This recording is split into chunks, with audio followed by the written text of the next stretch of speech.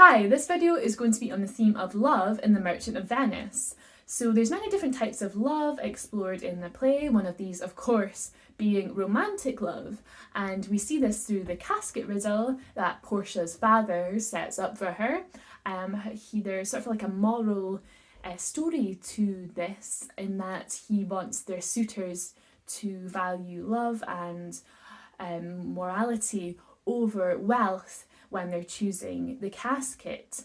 And because of this sort of protective way in which he's showing his paternal love for Portia, this complicates their relationship. And this relationship is also reflective of the time they're in, because of course a woman would be the property of their father until they were married.